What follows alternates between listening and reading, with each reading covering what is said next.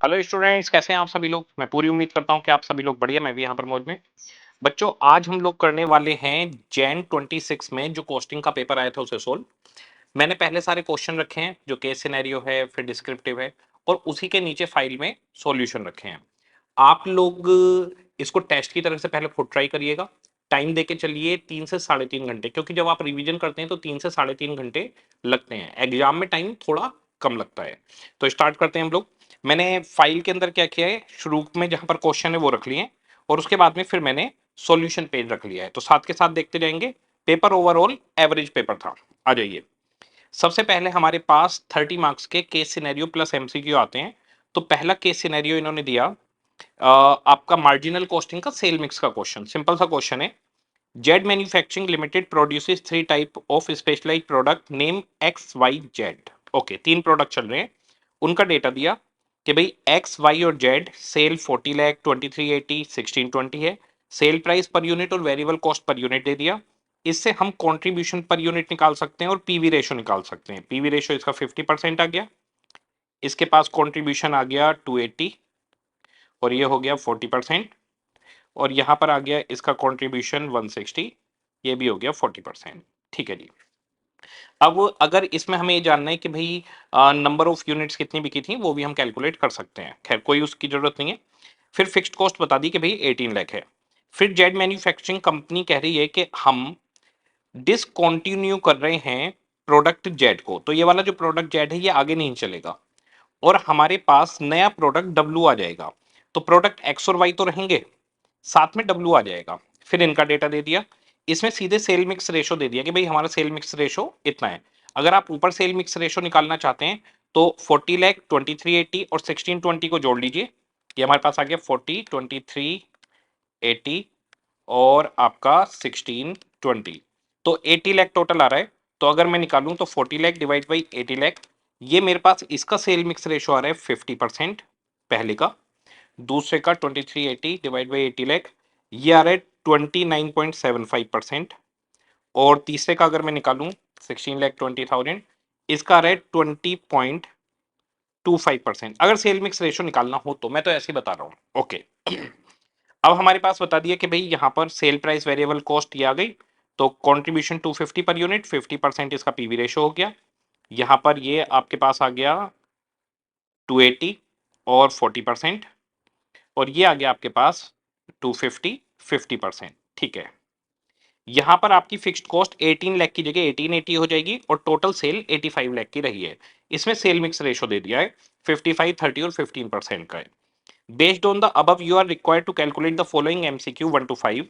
First, what is the new contribution to sale ratio in the proposed situation with product W. तो जब product W है, यानी ये वाली सिचुएशन हमारे पास, इसके अंदर इनको कंट्रीब्यूशन टू सेल रेशो चाहिए। तो सिंपल है, जो हमारे पीवी रेशो है इसे हम मल्टीप्लाई करेंगे सेल मिक्स से और उन्हें ऐड कर देंगे। तो हमारे पास 55 इंटू 50 और आपका 30 इंटू 40 एंड 15 इंटू 50, ये हमारे पास आ गया 47%। तो 47% हमारे पास निकल आएगा। मैं सॉल्यूशन साथ के साथ लेकर चलूंगा इनके।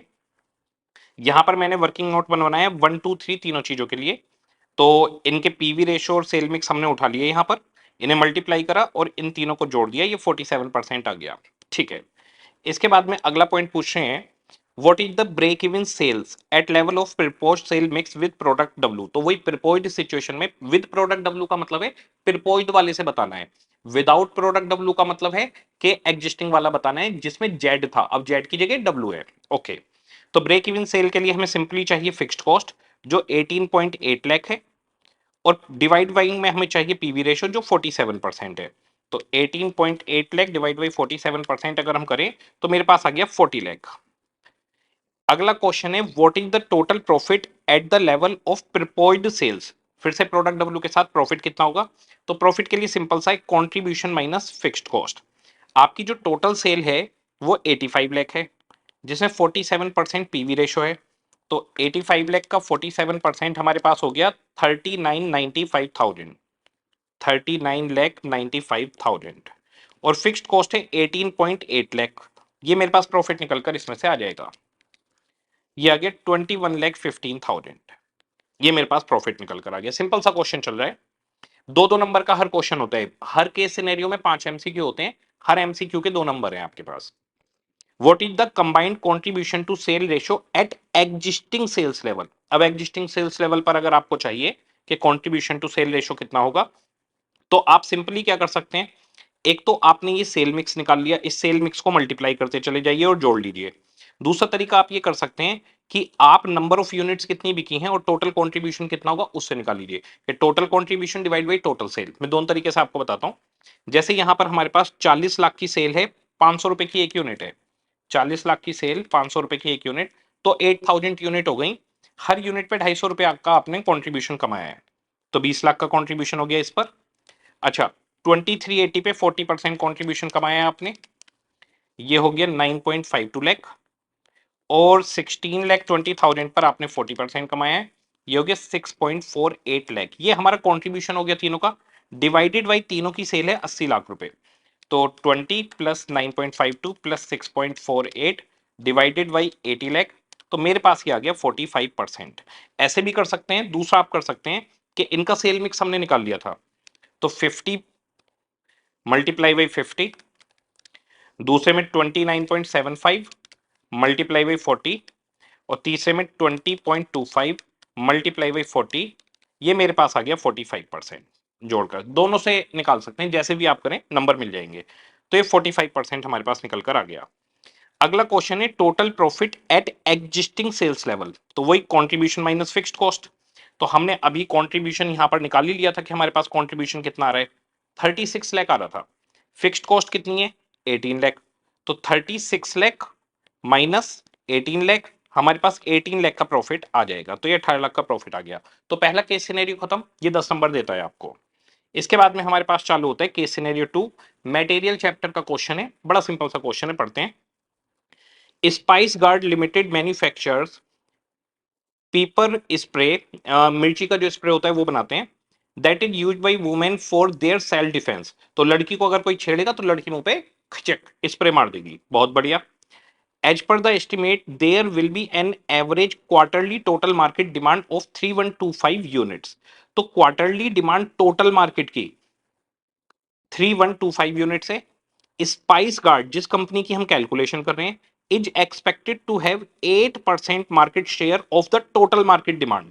तो पूरे मार्केट में 3125 यूनिट्स बिकेंगी एक क्वार्टर में। हमारी कंपनी का मार्केट शेयर सिर्फ 8% है, बाकी का 92% मार्केट शेयर दूसरी कंपनियों के पास है, बाकी कंपनियां भी तो ये काम करेंगी। तो 3125 यूनिट्स बनती हैं, मार्केट डिमांड है, 8% हमारे पास है उसका शेयर। ये एक क्वार्टर की बात है, पूरे साल में 4 क्वार्टर, तो 3125 इंटू 4 इंटू 8%, यानी 1000 यूनिट पूरे साल में हमें बनानी होंगी स्प्रे की। ये फिनिश गुड्स हो गया, ओके। इसके बाद में कह रहे हैं the company produce pepper spray using two raw material OC and OE. अब इसमें दो मटेरियल लगेंगे, each unit of pepper spray require 4 kilogram of OC and 1.6 kilogram of OE. तो इसमें ओसी और ओई दो मटेरियल लगने हैं। ओसी लगेगा एक स्प्रे बनाने में 4 किलोग्राम, और ओई लगेगा 1.6 किलोग्राम। ठीक है जी। तो 1000 यूनिट बनानी है 4 किलोग्राम से, 4000 किलोग्राम तो हमें ओसी चाहिए और 1600 किलोग्राम हमें ओई चाहिए। ये हो गई हमारे रॉ मटेरियल की एनुअल डिमांड। तो ए निकल कर आ गया 4000 किलोग्राम एंड 1600 किलोग्राम। तो इसमें एक क्वेश्चन यही है कि एनुअल डिमांड रॉ मटेरियल्स की कितनी होगी। तो रॉ मटेरियल की 4000 एंड 1600 डिमांड होगी, ओके। इसके आगे बता रहे हैं ओसी और ओई का ऑर्डरिंग कॉस्ट पर ऑर्डर, ये ओ आ गया हमारे पास। Storage rate, interest rate, obsolescence rate, ये सारे रेट जुड़ जाएंगे, तो पहले वाले का हो गया 20%। रॉ मटेरियल का प्राइस है 2000 रुपए, तो 20% ऑफ 2000, यानी कि हमारे पास 400 कैरिंग कॉस्ट निकल कर आ गई। इसके बाद में ओई पे जाते हैं, तो ऑर्डरिंग कॉस्ट है 500 रुपए। इसके बाद में इसकी जो कॉस्ट है वो स्टोरेज और इंटरेस्ट दिए, ऑब्सोलेंस नहीं है। यहां पर दिए 2.5 पर किलोग्राम पर मंथ, हमें चाहिए एनुअल, तो एनुअल चाहिए तो 12 से मल्टीप्लाई करिए, तो 2.5 इंटू 12, 30 रुपए तो आ गई ये। एंड 1.25% पर क्वार्टर, हमें चाहिए पूरे साल का, तो 4 क्वार्टर का हो गया 1.25 इंटू 4, 5%। 5% किसका, प्राइस का, प्राइस है 200 रुपए, तो 200 रुपए का 5% हो गया ये 10 रुपए, तो 10 रुपए ये आ गया। तो कैरिंग कॉस्ट इसकी आ गई 40 रुपए, सी इसकी आ गई 400 रुपए। ठीक है, अब क्या पूछता है जरा देखते हैं। What is the EOQ for raw material OC? तो ओसी का कितना होगा, √2, ए में आ गया 4000 किलोग्राम, ऑर्डरिंग कॉस्ट में आ गया हमारे पास 3125, कैरिंग कॉस्ट में आ गए 400 रुपए, √ लगा देंगे, आंसर आ जाएगा 2 इंटू 4000 इंटू 3125 डिवाइड बाई 400 और √250 किलोग्राम आ गया। ठीक है जी, कह रहे हैं and number of orders to be placed in a year. तो 250 किलोग्राम आप एक बार में मंगवाओगे, पूरे साल में कितना मंगवाना है 4000, एक बार में 250, तो कितने ऑर्डर देने पड़ेंगे 4000 डिवाइड बाई 250, 16 ऑर्डर्स देने पड़ेंगे। तो 250 किलोग्राम एंड 16 ऑर्डर्स। फिर कह रहे हैं एनुअल कॉस्ट रॉ मटेरियल ओसी की कितनी होगी ईओक्यू लेवल पर। तो टोटल एनुअल कॉस्ट ओसी की बतानी है, तो तीन खर्चे होते हैं, purchase cost, ordering cost and carrying cost. Purchase cost 4000 kilogram, price है 2000 रुपए, 80 लाख तो हो गया purchase cost. Ordering cost 16 order है और एक ऑर्डर के 3125 इंटू 16 ऑर्डर 50,000 रुपए हो गई। कैरिंग कॉस्ट हाफ ऑफ आरओक्यू, आरओक्यू है 250 किलोग्राम, मल्टीप्लाई बाई सी, सी है 400 रुपए, तो 250 इंटू 400 डिवाइड बाई 2, ये आ गए 50,000 रुपए। इनको जोड़ेंगे तो 81 लाख आ जाएगा, तो 81 लाख इसकी टोटल कॉस्ट हो जाएगी। फिर कह रहे हैं what is the total annual cost of OC, अभी तो बताइए एसी की, फिर से एसी की पूछ रहे हो। अच्छा, if company propose to keep order size to 200, अगर हम 200 का ऑर्डर देते हैं तो देखिए परचेज कॉस्ट तो 80 लाख ही रहेगी, 4000 यूनिट 2000 रुपए से, ऑर्डरिंग कॉस्ट में बदलाव होगा और कैरिंग कॉस्ट में बदलाव होगा। अब ऑर्डरिंग कॉस्ट में 4000 किलोग्राम मंगवाते हो एक बार में 200, तो आप 20 ऑर्डर प्लेस करोगे, एक ऑर्डर की कॉस्ट है 3125, तो 3125 इंटू 20 ऑर्डर, ये हो गया जी 62,500। अब carrying cost half of ROQ into C, तो ये हो गया 40,000 रुपए, तो हमारे पास 40 और ये 80 लाख, ये हो गया 81 लाख 2500, तो 81 लाख 2500 आ गया। फिर अगला क्वेश्चन है what is the economic order quantity in kilogram for raw material ओई। अब ओई का बताना है, तो 2 मल्टीप्लाई बाई ए है 1600 किलोग्राम, कैरिंग कॉस्ट थी इसकी 500 रुपए, सॉरी ऑर्डरिंग कॉस्ट, और कैरिंग कॉस्ट थी 40 रुपए पर यूनिट, निकाल लीजिए। 2 इंटू 1600 इंटू 500 डिवाइड बाई 40 और √ दबा दिया, 200 किलोग्राम आ गया 200। तो ये दो केस सिनेरियो और 20 नंबर हमारे कवर हो जाते हैं यहाँ पर। इसके बाद में आईसीएआई आपको केस सिनेरियो नहीं देता बल्कि एमसीक्यू देता है 2-2 नंबर के। अच्छा, जो एग्जाम में पेपर मिलता है वो बच्चों के पास ना अलग अलग सीक्वेंस में जाता है, इसीलिए जो ओएमआर शीट होती है उस पर आपका रोल नंबर लिखना और सेट का नंबर लिखना जरूरी होता है, क्योंकि सब बच्चों के पास जो पेपर बटा होता है वो जंबल्ड होता है। किसी के पास 11 नंबर क्वेश्चन 1 नंबर पे आएगा, किसी के पास 1 नंबर क्वेश्चन 5 नंबर पे आएगा, इस तरह से ऊपर नीचे जंबल्ड कर देते हैं। इवन अंदर के एमसीक्यू भी ऊपर नीचे कर देते हैं। तो ओएमआर शीट पे कभी भी अपना रोल नंबर लिखना ना भूलें, अपने सेट का नंबर लिखना ना भूलें। ओके, पढ़ते हैं 11th। A garment factory stitch each shirt through a single hand swing machine operator. तो एक हमारी फैक्ट्री है जिसमें टेलर्स बैठे हुए हैं और हम कपड़े सिलवाते हैं उनसे।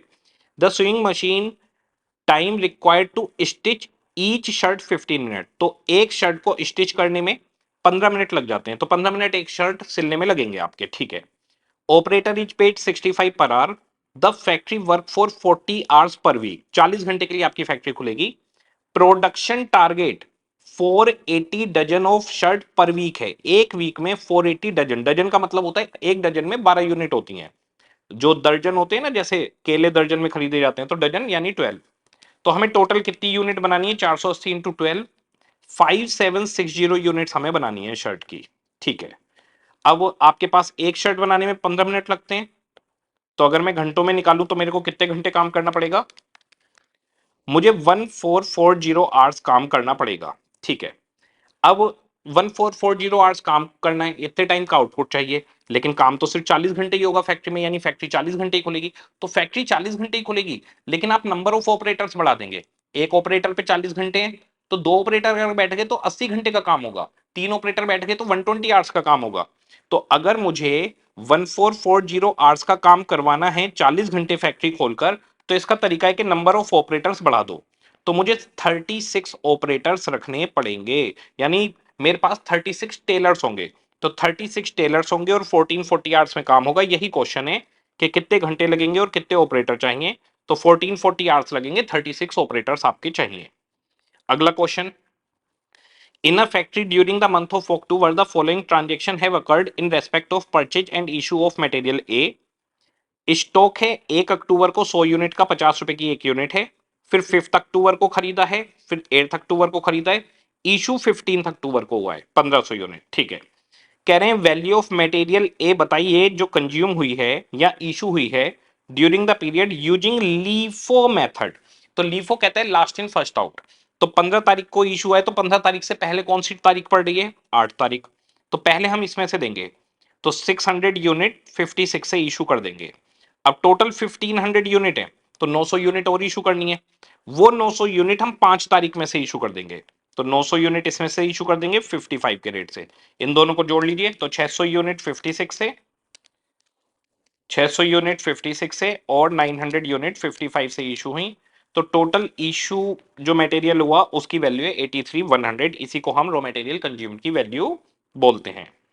अगला question, following information had been given regarding the two machines of a manufacturing department of X Limited for the month of September 25। Particulars, spare parts total cost 1 lakh रुपए है। मशीन ए पर 40,000 के और बी पर 60,000 के स्पेयर पार्ट्स कंज्यूम होंगे। Further estimates for the month of October, तो ये सितंबर में था, अब अक्टूबर में क्या होने वाला है अगले महीने? कह रहे हैं there is increase in 15% in the price of spare part of both the machine. तो दोनों मशीन के जो पार्ट्स हैं वो 15% महंगे हो जाएंगे। ठीक है जी, हो गए महंगे। कह रहे हैं there is increase of 25% in consumption of spare part for machine B only. तो मशीन बी पे जितना भी खर्चा आएगा उसमें 25% और बढ़ेगा क्योंकि कंजम्पशन बढ़ गई है। तो अब ए का खर्चा अगर मैं देखूं तो ए का खर्चा आएगा 46,000 और बी का खर्चा देखूं तो 60,000 प्लस 15% प्लस 25%, ये आएगा 86,250। तो दोनों मशीनों का खर्चा अगले महीने जो आने वाला है वो 132,250 आने वाला है। तो इन्होंने यही पूछा है कि टोटल स्पेयर पार्ट अक्टूबर में कितनी कॉस्ट के लगेंगे, तो 132,250 के लगेंगे। ओके जी, अगला question, a company's wage budget for last month was based on a standard production time of 30 minute per unit. 30 minute में एक यूनिट बनती है, ये स्टैंडर्ड टाइम हो गया, यानी कि 1 घंटे में 2 यूनिट बनेंगी। 1 यूनिट के लिए 30 मिनट, तो 2 यूनिट के लिए 1 घंटा। Standard wage rate 50 rupees per hour है। ठीक है जी, during the last month it produce 30,000 units, labour rate variance was 7500 adverse. तो लेबर रेट वेरिएंस आपका 7500 एडवर्स आ गया। लेबर रेट वेरिएंस का फॉर्मूला, हमारे पास एक्चुअल आर स्टैंडर्ड रेट से कितने थे और एक्चुअल आर एक्चुअल रेट से कितने थे। कह रहे हैं and labour efficiency variance was nil. Efficiency variance 0 है, तो अगर लेबर एफिशिएंसी वेरिएंस 0 है तो इसका मतलब S H S R minus A H S R equal to 0 आया है। एस एच 30,000 यूनिट बनाई है, एक यूनिट बनाने में आधा घंटा या 30 मिनट लगते हैं, तो 30,000 यूनिट के एस एच हो गए 15,000 आवर्स, आधा टाइम लगेगा। Standard rate 50 minus A H into S R 50 equal to 0 आ रहा है। ठीक है जी, अब मेरे पास अगर मैं लूं तो 50 तो मेरे पास कॉमन हो गया, 50 कॉमन होकर सामने चला गया, 0 बन गया। अब यहां पर 15,000 घंटे को 50 से मल्टीप्लाई कर रहा हूं और एक्चुअल आर को 50 से मल्टीप्लाई करके डिडक्ट कर रहा हूं, 0 आ रहा है। इसको सामने ले जाऊं तो मेरे पास 15,000 into 50 equal to A H into 50 आ गया। 50 से 50 कैंसिल, तो एक्चुअल आर्स मेरे पास 15,000 हो गए। वैसे अगर सिंपल वर्ड में बात करूं तो अगर आपका एफिशिएंसी वेरिएंस 0 है, इसका बड़ा सीधा सा मतलब है कि स्टैंडर्ड आर्स और एक्चुअल आर आपके सेम रहे, उनमें कोई नुकसान या फायदा नहीं हुआ। तो मेरे पास सबसे पहले आ गए एक्चुअल आर्स 15,000। अब क्वेश्चन कह रहा है लेबर रेट वेरिएंस 7,500 है, तो A H S R minus A H A R अगर मैं करूं तो ये 7,500 एडवर्स है, यानी माइनस का 7,500 है। ठीक है जी, अब जरा देखिए 15,000 hours into 50 minus 15,000 into AR equal to minus के 7,500। अब 15,000 इंटू 50 हो गया 7.5 लाख रुपए, ये सामने चले जाएंगे। तो माइनस के 15,000 AR इक्वल्स टू 7.5 लाख रुपए और ये हो गए 757,500। ठीक है जी, माइनस के माइनस से माइनस कैंसिल। अब 15,000 को सामने ले जाकर डिवाइड कर दीजिए तो एक्चुअल रेट निकल आएगा आपके पास 757,500 डिवाइड बाई 15,000। एक्चुअल रेट निकल आया 50.50। तो 1 घंटे का जो एक्चुअल रेट है वो 50.50 है। क्वेश्चन ने पूछा है actual veg rate per unit बताइए। तो एक्चुअल वेज रेट अगर पर यूनिट पूछा है तो हमें 1 यूनिट का बताना है। तो 1 यूनिट बन रही है आधे घंटे में यानी 30 मिनट में। तो भाई एक्चुअल रेट 50.50 ये है पर आवर और 1 घंटे में बनती है आपकी 2 यूनिट। तो 1 यूनिट का रेट कितना होगा, डिवाइड बाई 2 कर दीजिए, 25.25 ये मेरे पास निकल आएगा। तो 25.25 1 यूनिट का रेट आ गया। तो जो एफिशिएंसी की मैंने कैलकुलेशन करी है उसकी जरूरत ही नहीं है आपको। एमसीक्यू जब आप करते हैं तो आपको ध्यान रखना है, जो आपको कॉपी मिलती है ना जिसमें डिस्क्रिप्टिव क्वेश्चन करने हैं, उसमें किसी पेज पे लिख दो, ऊपर रफ वर्क और रफ में कर सकते हो, वरना ये सब कैलकुलेटर पे करना होता है। नंबर आपको किसी वर्किंग के नहीं मिलते। जो आपने ओएमआर शीट पे मार्क किया है कि ABCD कौन सा ऑप्शन सही है, अगर वो ऑप्शन आपने सही सेलेक्ट किया तो नंबर मिलेंगे, वरना नहीं, चाहे तुक्के मार के आए हो। तो वर्किंग मैं सिर्फ समझाने के लिए करवा रहा हूं, यहां पर एग्जाम में नहीं करनी होती। ओके जी। इसके बाद में अगला क्वेश्चन है हमारे पास 15th last MCQ। T Limited, a textile manufacturing company, recovers factory overheads on a fixed percentage basis on direct wages। तो फैक्ट्री ओवरहेड वेजेस से लिंक है, ठीक है। एडमिन ओवरहेड फैक्ट्री कॉस्ट का 25% है, जितनी फैक्ट्री कॉस्ट आएगी उसमें 25% जोड़ूंगा तो एडमिन आ जाएगा। कह रहे हैं company has furnish the following data, material इतना, वेजेज इतना, ये हो गई प्राइम कॉस्ट। तो अगर मैं प्राइम कॉस्ट की बात करूं तो 56,350 प्लस 45,000 101,350 हो गई। ओके जी।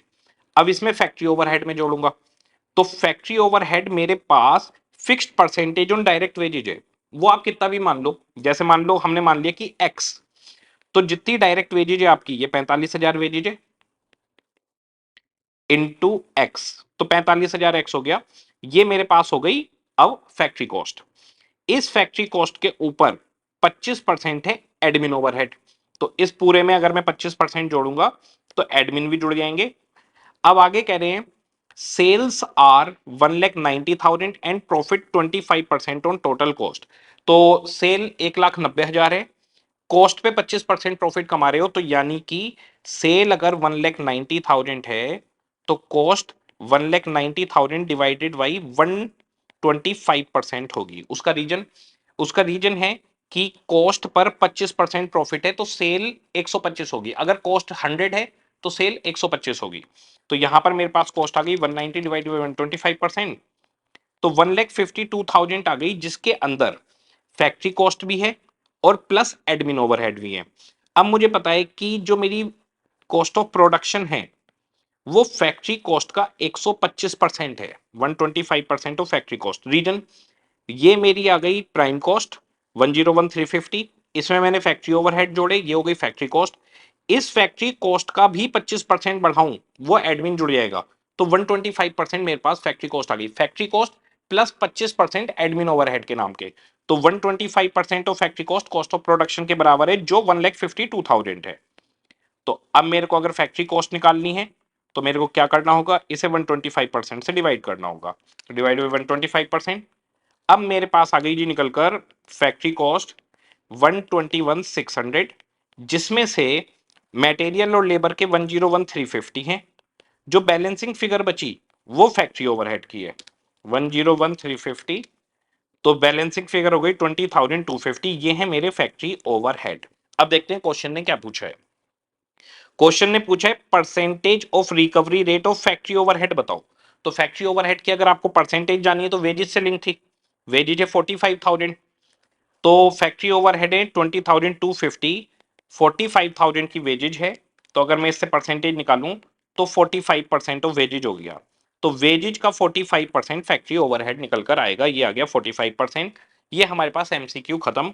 मैंने सारे एमसीक्यू का जो आंसर है वो प्रॉपर प्रेजेंटेशन के साथ यहाँ पर दिया हुआ है, ये आप लोगों के समझने के लिए है, ऐसी प्रेजेंटेशन आपको एग्जाम में नहीं करनी होती, वहां तो गोले बनाने होते हैं। ओके जी। अब इसके बाद में आता है 70 मार्क्स का डिस्क्रिप्टिव। उसमें क्वेश्चन वन तो कंपलसरी होता है, ठीक है जी, ये होता है 20 नंबर का। And any 4 question out of the remaining 5, इसके अलावा 5 क्वेश्चन और होते हैं, उसमें से सिर्फ आपको 4 करने होते हैं। तो हमारे पास 30 नंबर के एमसीक्यू हो गए, 20 नंबर का पहला डिस्क्रिप्टिव दे देते हैं, ये हो गए 50। इसके अलावा आपको कितने नंबर का देते हैं, 5, 10, 14, अच्छा सारे 14 है, सॉरी। हाँ, तो ये इन्होंने पहला क्वेश्चन दे दिया कंपलसरी। अब आपको 14 मार्क्स के 5 क्वेश्चन टोटल करने हैं, तो 70 नंबर हो जाएंगे, ठीक है। लेकिन ये आपको देते 6 हैं, तो एक 14 नंबर का आपके पास एक्स्ट्रा क्वेश्चन होता है। जो लास्ट क्वेश्चन होता है जनरली वो थ्योरी का क्वेश्चन होता है। तो अब आपने पहले 30 नंबर के एमसीक्यू कर लिए, अब आपके पास 70 नंबर के न्यूमेरिकल है, उसके बाद एक क्वेश्चन 14 मार्क्स का और है आपकी सेफ्टी के लिए। तो कई बार बच्चे मुझसे ये पूछते हैं कि सर कॉपी कैसे चेक होगी, क्या होगा? तो यहाँ पे ना एग्जाम में लिखा हुआ होता है पेपर पे, in case any candidate answer extra question सब question over and above the required number, जैसे हमें तो अब सिर्फ 4 क्वेश्चन करने हैं 5 में से, पहला कंपलसरी है तो पहला करना पड़ेगा, 4 और करने पड़ेंगे, एक क्वेश्चन लास्ट का छूटेगा। Then only the requisite number of question first answered, तो आपने जिनका पहले आंसर दिया वो चेक होंगे और बाकी के छोड़ दिए जाएंगे। तो जैसे मान लो एक क्वेश्चन में 4 पार्ट हैं, क्वेश्चन ने कहा है सिर्फ 3 पार्ट करने हैं, आपने चारों कर दिए। तो जैसे मान लो क्वेश्चन 1 है, इसके A B C D 4 part हैं, और क्वेश्चन ने कहा कोई 3 पार्ट कर दो, ठीक है जी, आपने चारों कर दिए, तो ए बी और सी चेक होगा, डी चेक नहीं होगा। ऐसा हो सकता है कि आपका डी सही हो और सी गलत हो, लेकिन चेक तब भी एबीसी होगा। तो ध्यान रखना है, जो पहले आपने आंसर दिए वो चेक होंगे, लास्ट के छोड़ दिए जाते हैं। ओके, वैसे तो सही बात ये है, पूरा पेपर करना ही आसान नहीं है, एक्स्ट्रा तो क्या करेंगे कि भाई जो दिया हुआ है वही कर ले, वही बहुत बड़ी बात है। तो एक्स्ट्रा क्वेश्चन फिर भी अगर कभी हो गया तो ये पता रहना चाहिए आपको, ठीक है जी। अब ये क्वेश्चन 1A पढ़ते हैं। ABC Limited manufacture for product A, B, C, D in the same factory. The following information is given for the certain period. A, B, C, D material input in units दे दिया A B C D का 600, 400, 400 and 200। अब हमारे पास इसमें साथ में दिया हुआ है एवरेज यील्ड। तो इनपुट का मतलब है 600 यूनिट इनपुट होंगी, तो एवरेज यील्ड यानी आउटपुट कितना आएगा, तो 600 में से 80% 480 यूनिट्स का, इसमें 90% 360 यूनिट्स का, इसमें 96%, तो 400 का 96% 384 यूनिट्स का, और इसमें 72% यानी 144 यूनिट्स का आउटपुट आएगा, ठीक है। फिनिश गुड्स की पैकेजिंग कॉस्ट 4600 है, तो जितना भी फिनिश गुड्स है हमारे, उसको पैकिंग का खर्चा 4600 आने वाला है। कह रहे हैं first, all the products are packed in boxes where each box is having capacity of 24 unit. तो ये बॉक्स में पैक होंगे, हर बॉक्स में 24 यूनिट आएंगी। तो अगर मैं 24 से डिवाइड करूं इन्हें, तो मेरे पास नंबर ऑफ बॉक्सेज आ जाएंगे कि भाई आखिर बॉक्स लगने कितने हैं। हर बॉक्स में 24 यूनिट आएंगी, तो 480 यूनिट 24 यूनिट का बॉक्स है, तो इसमें 20 बॉक्स लगेंगे, इसमें 15 बॉक्स लगेंगे, इसमें 16 बॉक्स लगेंगे, और इसमें 6 बॉक्स लगेंगे, ठीक है। कह रहे हैं ए और B packed in larger box where C and D packed in smaller box. तो ए और बी में बड़े बॉक्स लगेंगे, सी और डी में छोटे बॉक्स लगेंगे। कह रहे हैं which cost half the price of bigger box. तो जो बिगर बॉक्स है उसका प्राइस डबल है आपके स्मॉलर बॉक्स से। तो मान लो बिगर बॉक्स है एक्स, तो स्मॉलर बॉक्स है 0.5x, क्योंकि वो छोटा लगेगा। अच्छा, बॉक्स कितने लगेंगे? बॉक्स तो मेरे पास आ गए टोटल 20 और 15, 35 बॉक्स तो लगेंगे बड़े, ये हो गए बिगर बॉक्स। और 16 एंड 6 22 लगेंगे स्मॉलर बॉक्स, ठीक है जी। आगे कह रहे हैं अगर मेरे को इनकी कॉस्ट निकालनी है, तो इनमें अगर x कॉस्ट लगती है तो इसमें 0.5x कॉस्ट लगती है। अगर मैं टोटल कॉस्ट निकालूं तो ये 35x प्लस ये 11x इक्वल टू 46x, और 4600 है मेरी टोटल कॉस्ट। तो 4600 टोटल कॉस्ट है 46x की, तो x की वैल्यू आ गई 100 रुपीज। यानी जो बिगर बॉक्स है, मैंने बिगर बॉक्स को x माना था, तो बिगर बॉक्स 100 रुपए का एक हो गया। तो बिगर बॉक्स अगर 100 रुपए का है तो स्मॉलर बॉक्स 50 रुपए का होगा, उससे आधी कीमत का। ठीक है। कह रहे हैं each books box contain only one type of product, there is no product mix in packaging. इस लाइन की कोई नीड नहीं थी। अब कह रहे हैं find out how many large and small box use. तो लार्ज 35 और स्मॉल 22 लगेंगे। Find out cost per large box and small box. तो जो लार्ज बॉक्स है वो 100 रुपए का रहेगा और जो स्मॉल बॉक्स है वो 50 रुपए का रहेगा। कह रहे हैं allocate packaging cost among four finished product. तो कैसे बटेगा? 20 बॉक्स 100 रुपए वाले, इस पे 2000 रुपए लग गए। 15 बॉक्स 100 रुपए वाले, इस पे 1500 रुपीज लगे। 16 बॉक्स 50 रुपए वाले, इस पे 800 रुपए लगे। और 6 बॉक्स 50 रुपए वाले, इस पे 300 रुपए लगे। इस तरह से इनकी कॉस्ट बढ़ जाएगी। ओके, सॉल्यूशन में देखते हैं। ये देखिए, सबसे पहले मैंने इनकी यील्ड निकाल दिया, 24 से डिवाइड करके बॉक्स निकाल दिए। ये वाले बिगर बॉक्स हैं 35, ये वाले स्मॉलर हैं 22। फिर मैंने मान लिया बिगर की x तो स्मॉलर की 0.5x, 100 की वैल्यू निकल आई, स्मॉलर की 50 हो गई। फिर कॉस्ट बांट दी 2000, 1500, 800 और 300 रुपए। ये 5 मार्क्स में क्वेश्चन था। क्वेश्चन बहुत आसान था। ओके, अगला क्वेश्चन है 1B। Eco cotton limited manufacture two joint products, cotton fibre, cotton seed and a by product cotton linters. तो फाइबर और सीड दो मेरे पास हैं मेन प्रोडक्ट, और तीसरा मेरे पास बाई प्रोडक्ट है लिंटर। कह रहे हैं ज्वाइंट प्रोसेसिंग कॉस्ट 1,46,100 है। ज्वाइंट प्रोडक्ट यानी फाइबर और seed can be further process and sold at higher price with some sale promotion expenses. By product lintel can be sold only after further processing. तो lintel तो further processing करके ही बिकेगा, लेकिन जो बाकी के दोनों ज्वाइंट प्रोडक्ट हैं वो फर्दर प्रोसेसिंग करके भी बेच सकते हैं और स्प्लिट ऑफ पर भी। फिर इसके बारे में यहां पे इंफॉर्मेशन दी फाइबर, सीड और लिंटर की। तो आउटपुट किलोग्राम में कितना है? जो फाइबर और लिंटर है उनका स्प्लिट ऑफ का प्राइस और फर्दर प्रोसेसिंग बाद का प्राइस, दोनों चीजें दी। लेकिन जो लिंटर है उसमें सिर्फ फर्दर प्रोसेसिंग के बाद का प्राइस दिया, स्प्लिट ऑफ पे वो बिकेगा ही नहीं। फिर बताया फर्दर प्रोसेसिंग कॉस्ट और फर्दर मार्केटिंग कॉस्ट। तो सेलिंग का और फर्दर प्रोसेसिंग का कॉस्ट पर केजी कितना लगेगा? इस पर 14 रुपीज, इस पर 8 रुपीज और इस पर 3 रुपीज। ठीक है। Show how joint cost would be apportion between fibre and seed. ये तो बाई ज्वाइंट प्रोडक्ट हैं दोनों। Using the sale value at split off, sale value at split off के बेसिस पे निकालना है। After crediting NRV of by product of linter. तो जो एनआरवी है बाई प्रोडक्ट का वो माइनस कर देंगे हम ज्वाइंट कॉस्ट में से। तो एनआरवी कितना आएगा? 10 रुपए में 1 किलोग्राम बिकेगा, 3 रुपए खर्च करते हो, तो नेट कितना? 7 रुपए आपको मिलते हैं पर केजी। 300 kg है तो 2100 इसका एनआरवी आ गया। इसे हम ज्वाइंट कॉस्ट में से माइनस कर देंगे तो हमारी ज्वाइंट कॉस्ट बचेगी 1,44,000।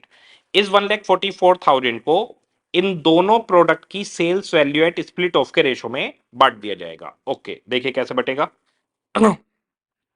ये निकाल दिया, ज्वाइंट कॉस्ट में से एनआरवी माइनस करके इतनी कॉस्ट बटनी है। ठीक है, इसकी sale value at split off ले ली, इसकी sale value at split off ले ली, 252 और 108 के रेशो में इनकी ज्वाइंट कॉस्ट को बांट दिया। ठीक है जी।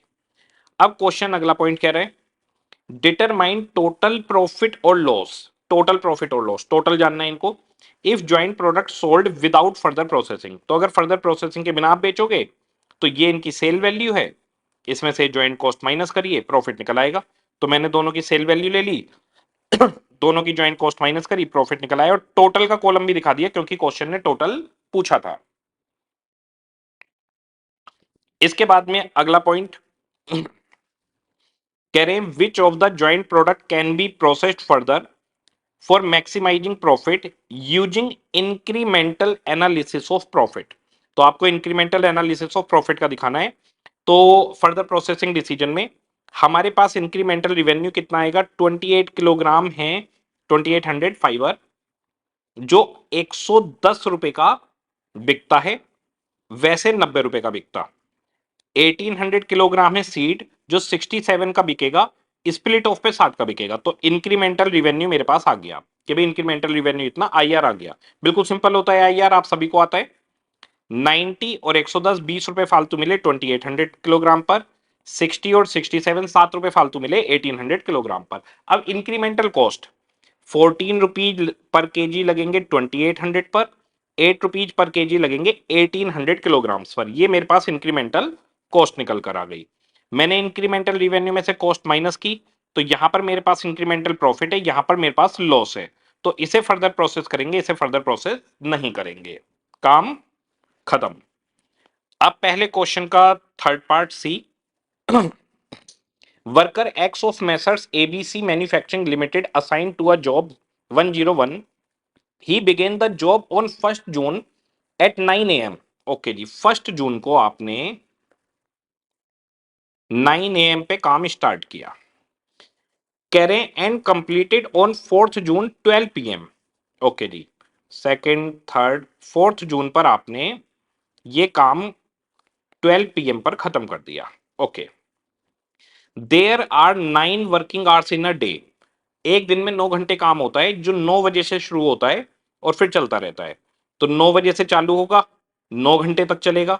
फिर ये 9 बजे चालू होगा, 9 घंटे चलेगा। 9 बजे चालू होगा, 9 घंटे चलेगा। 4 जून को 9 बजे चालू होगा और 12 बजे खत्म हो जाएगा। तो यहां पर 9 घंटे पूरे काम होगा, यहां 9 घंटे पूरे, यहां 9 घंटे, यहां 3 घंटे काम हुआ। तो 27 + 3, ये आपके टोटल 30 आवर्स में काम खत्म हो गया। तो ये थे हमारे पास एएच के आखिर काम कितनी देर हुआ, एएच आ गया। अब कह रहे हैं जो आपने काम किया है वो 1800 यूनिट्स बनाई है, ठीक है। स्टैंडर्ड क्वांटिटी पर आवर, 1 घंटे में 45 यूनिट्स बनती हैं। तो 1800 यूनिट कितने घंटे में बनेंगी? 1 घंटे में 45, तो 1800 यूनिट बनाने के लिए हमें लगेंगे 40 आवर्स। ये मेरे पास हो गया standard time to produce 1800 unit. Okay, इसके बाद में कह रहे हैं वेज रेट यानी आर 150 1 घंटे का है। बोनस हाल से में 50% देना है, नहीं भी बोलते तो भी हम 50 देते। कह रहे हैं अब आपको वर्कर एक्स की इनकम बतानी है हाल से में और रोहन में। तो हाल से के अंदर हमारे पास देखिए ए एच आ गया, आर आ गया, एस एच आ गया। तो A H into R plus 50%, S H minus A H into R. और रोहन के अंदर A H into R plus A H by S H multiply by S H minus A H into R. Formula लगाएंगे और काम हो जाएगा। तो ये हमारे पास इन दोनों की पेमेंट निकल आई हाल से और रोहन में 5250 5625 ए एच और एस एच यहां पर हमने मेंशन कर दिए। ओके जी, अगला क्वेश्चन 2A। ढोल makers limited sold 6000 units. 6000 unit इन्होंने बेची हैं ऑफ अ म्यूजिकल इंस्ट्रूमेंट ढोलक। तो ढोलक बेच रहे हैं, ओके जी। धागे न तिनक दिन, दा धागे न तिनक दिन सबसे पहली वो होती है जो ढोलक पे सिखाई जाती है। मैंने भी सीखी थी पर इतनी ही सीख पाया, फिर छोड़ दी। मुझे समझ में आ गया मेरे बस की नहीं है। The cost data for the year ended 31 March 25 is at given below. जी बताइए। Expenses paid for pollution control factory overhead में जाएगा। Expenses paid for quality control ये फैक्ट्री कॉस्ट के बाद में जुड़ता है। Lease rent of production asset factory overhead का पार्ट है। Hire charges paid for hiring specific equipment, तो स्पेसिफिक इक्विपमेंट के हायर चार्जेज डायरेक्ट एक्सपेंस में जाते हैं। तो बाकी सब तो अमाउंट में दिया, इसको दे दिया 315 पर आवर, 1 घंटे के 315 रुपए हैं। Okay, primary packing cost factory cost के बाद जुड़ेगी। डायरेक्ट वेजेज हमारी प्राइम कॉस्ट का पार्ट बन जाएगी। Fee paid for technical assistance, technical assistance के लिए किसी सॉफ्टवेयर के लिए आप अगर फी पे करते हैं तो डायरेक्ट एक्सपेंस का हिस्सा बनती है। ओपनिंग स्टॉक 1 अप्रैल को 2000 यूनिट है, उसकी वैल्यू बता दी। क्लोजिंग स्टॉक पे क्वेश्चन मार्क लगा दिया, 1000 यूनिट है। कॉस्ट ऑफ प्रोडक्शन दे दिया। इसके बाद में लेबर कह रहे हैं 1000 रुपीज 1 घंटे की है। ओके, और यहां लेबर कॉस्ट बताइए 6 लाख रुपए। तो 6 लाख रुपए दिए हैं, 1000 रुपए 1 घंटे के हैं, इसका मतलब 600 आवर्स काम हुआ है। इससे आपके आवर्स लिंक हो जाएंगे यहां पर। ये क्वेश्चन ने इसमें दिया था 315 पर आवर, तो 1 घंटे के 315 है। तो अब हमें पता चल गया 600 आवर्स काम हुआ है, तो इसकी वैल्यू आ जाएगी 315 इंटू 600, 1,89,000। बाकी सब अमाउंट में दिया गया था। ओके, ये रिवर्स वाला क्वेश्चन है। इस क्वेश्चन के अंदर इन्होंने कॉस्ट ऑफ प्रोडक्शन दे दिया है। इन्होंने इस क्वेश्चन के अंदर हमें नहीं बताया कि मटेरियल कंज्यूम्ड कितना है। अब क्वेश्चन आगे कह रहा है कि specific equipment hired for number of labour hours, तो वही बता दिया कि लेबर आवर्स से लिंक करना है, वो 600 से लिंक कर दिया। कह रहे हैं फीफो लगा के वैल्यूएशन करना है स्टॉक की, कर देंगे। सेलिंग एंड डिस्ट्रीब्यूशन 25 पर ढोलक है, और टोटल कितनी ढोलक बेची है? 6000। ये 6000 से मल्टीप्लाई हो जाएगा। ये आ गया 1,50,000। ठीक है, 20% प्रॉफिट ऑन सेल से, यानी कॉस्ट पर 25% है।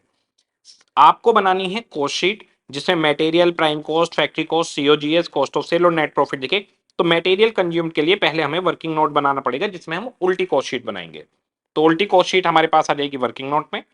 यहां पर मटेरियल कंज्यूम के लिए कॉस्ट ऑफ प्रोडक्शन में प्राइमरी पैकिंग और क्वालिटी कंट्रोल वाले खर्चे माइनस हो जाएंगे, फैक्ट्री कॉस्ट आ जाएगी। फिर इसमें से फैक्ट्री ओवरहेड, पॉल्यूशन कंट्रोल और प्रोडक्शन एसेट वाले माइनस हो जाएंगे, प्राइम कॉस्ट आ जाएगी। प्राइम कॉस्ट में से डायरेक्ट एक्सपेंस, हायर चार्जेज और टेक्निकल असिस्टेंस माइनस हो जाएगा, डायरेक्ट वेजेज माइनस हो जाएगी। बैलेंसिंग फिगर मेरे पास मटेरियल कंज्यूम्ड आ जाएगा। अब इसको उल्टा बना देंगे, जो हमारा मेन आंसर है। Material consume, direct wages, direct expense, prime cost आ गई, फैक्ट्री ओवरहेड जोड़ दिए, फैक्ट्री कॉस्ट आ गई, क्वालिटी कंट्रोल कॉस्ट और प्राइमरी पैकिंग जोड़ दी, कॉस्ट ऑफ प्रोडक्शन आ गया। अब यहां पर क्वेश्चन ने बोला था कि 6,000 यूनिट हमने बेची हैं। ये देखेगा, ये आ गई सोल्ड यूनिट, 6,000 आपने बेची हैं। इसमें जोड़ेंगे अगर क्लोजिंग स्टॉक और ओपनिंग स्टॉक माइनस करेंगे तो यूनिट्स प्रोड्यूस आ जाएगा। क्लोजिंग स्टॉक है 1000, ओपनिंग स्टॉक है 2000। तो 6,000 बेचकर भी 1,000 हमारे पास है, टोटल 7,000। 2,000 यूनिट पहले से थी तो प्रोड्यूस कितनी करी, 5,000। इसका मतलब 5,000 यूनिट आपकी प्रोड्यूस्ड है। ओके, अब हमारे पास कॉस्ट ऑफ प्रोडक्शन पे पहुंचने के बाद ओपनिंग फिनिश गुड्स की वैल्यू दी गई है। क्लोजिंग फिनिश गुड्स फीफो से निकालना है। तो फीफो क्या कहता है कि ओपनिंग स्टॉक बिक गया होगा और करंट प्रोडक्शन से ही क्लोजिंग स्टॉक आएगा। तो कॉस्ट ऑफ प्रोडक्शन है 2750, 5,000 यूनिट का, जिसमें से 1,000 यूनिट हमारे पास हैं। ये क्लोजिंग स्टॉक की आपकी वैल्यूएशन आ गई। फिर सेलिंग एंड डिस्ट्रीब्यूशन जितनी यूनिट बेची उस पर आ गया, कॉस्ट ऑफ सेल आ गई। इस पर 25% जोड़ दीजिए और आपका सेल वैल्यू निकल कर आ जाएगी। क्वेश्चन खत्म हो जाएगा। आसान क्वेश्चन था। ओके, इसके बाद में क्वेश्चन है 2B, प्रोसेस कॉस्टिंग का क्वेश्चन है। देखेगा, अब producer of oil purchase 400 litre of oil eight 75 पर लीटर। तो इसने 400 लीटर ऑयल खरीदा है 75 रुपए से, तो 30,000 रुपए का हो गया material. Okay, in containers of 40 litre each. Containers में मंगवाया है 40 लीटर का एक कंटेनर है, तो 400 लीटर मंगवाया है, एक कंटेनर में 40, तो इसका मतलब आपके पास 10 कंटेनर्स आएंगे। ठीक है जी। कह रहे हैं other expenses of the process were 37,350 including abnormal loss of 12,500। तो एबनॉर्मल लॉस कॉस्टिंग का पार्ट नहीं बनता, वो पी एंड एल में जाएगा। तो 37,350 में जुड़ा हुआ है, इसमें से 12,500 निकालो तो बचे 24,850। तो ये मटेरियल कॉस्ट आ गई, ये अदर एक्सपेंस आ गए। ठीक है जी। 12,500 ये पी एंड एल में डेबिट साइड में चले जाएंगे। कह रहे हैं normal waste of the process 10%। तो 400 लीटर में से 10% यानी 40 लीटर हमारा नॉर्मल लॉस हो जाएगा।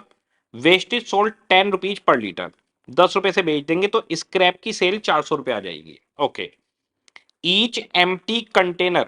अब देखो, जब ऑयल हमारे पास आ रहा है तो कंटेनर भरे हुए आ रहे हैं, 40-40 लीटर के 10 कंटेनर आए हैं। ये कह रहे हैं कि एम्प्टी कंटेनर, अब खाली कंटेनर जो होंगे वो 50 रुपए में बिक जाएंगे। तो जो खाली कंटेनर होगा वो आपकी कॉस्ट को रिड्यूस करेगा। तो कॉस्ट को रिड्यूस करेगा तो या तो कॉस्ट में से माइनस कर दो या फिर बाई साइड में दिखा दो। ठीक है, अब हमारे पास हैं 10 कंटेनर। कह रहे हैं generally 10% of containers get damage so badly that they become unsaleable. तो जितने भी कंटेनर हम मंगवाते हैं उसमें से 10% नॉर्मल लॉस में चले जाते हैं, तो एक कंटेनर तो नॉर्मल लॉस में चला जाएगा और वो नहीं बिक पाएगा। ठीक है जी। बचे हमारे पास 9 कंटेनर्स। वो 9 कंटेनर्स हम 50 रुपए से बेचेंगे तो 450 रुपीज हमारे पास आ जाएंगे। तो हम अपनी कॉस्ट में से 450 रुपए माइनस करेंगे। उसे बाई साइड में भी दिखा सकते हैं, टू साइड में अदर एक्सपेंसिव में से माइनस करके भी दिखा सकते हैं, दोनों चलेंगे, कोई दिक्कत नहीं है। बाई साइड में दिखा देंगे हम प्रोसेस अकाउंट में। अब कह रहे हैं how ever in the given situation more containers were damage, पर इस बार कंटेनर ज्यादा डैमेज हो गए। And only 5 were in saleable condition, सिर्फ 5 ही बेच पाए। अरे भाई, 9 बिकने चाहिए थे, 5 तो बेच पाए, तो 250 रुपए के बिक गए 50 रुपए से। 4 कंटेनर आप नहीं बेच पाए 50 रुपए से, 200 रुपए, ये लॉस हो गया। कैसा लॉस है, एबनॉर्मल लॉस। तो abnormal loss P and L में दिखाई जाएगा, ये पी एंड एल में जाएगा। वहां पर शो करेंगे कि 200 रुपए का हमारा कंटेनर का भी नुकसान हो गया। एक्चुअल आउटपुट 375 लीटर है, तो 400 लीटर में से 40 लीटर आपका नॉर्मल लॉस था, 360 लीटर का आउटपुट आना चाहिए था। आपका 375 आया है, तो 15 लीटर का आपका एबनॉर्मल गेन हो गया, which is sold at profit of 20% on cost. इसको 20% प्रॉफिट पर हम बेच देंगे। कह रहे हैं प्रोसेस अकाउंट और इनकम स्टेटमेंट आपको बनाना है। आ जाइए देखिए। देखिए प्रोसेस अकाउंट के अंदर रॉ मटेरियल आ गया 30,000 रुपए का 400 लीटर। अदर एक्सपेंसिव जिसमें से हमने एबनॉर्मल लॉस हटा दिया 24850, उस एबनॉर्मल लॉस को हमने यहां पर दिखा दिया पी एंड एल में, इनकम स्टेटमेंट भी बनाने के लिए कहा था। ठीक है, अब नॉर्मल लॉस आ गया बाई साइड में 40 यूनिट का, 400 रुपए से इसको बेच देंगे। यहां पर सेल ऑफ एम्प्टी कंटेनर्स दिखाएंगे जितने कंटेनर बिकने चाहिए थे। प्रोसेस कॉस्टिंग के अंदर हम उतना ही दिखाते हैं जितना होना चाहिए था, उससे कम या ज्यादा हुआ है तो वो पी एंड एल में आएगा। तो यहां तो हम 9 कंटेनर्स बेच के दिखाएंगे 450 के, लेकिन इसमें से 5 ही बिके हैं, 4 तो बिके नहीं, वो नुकसान हो गया।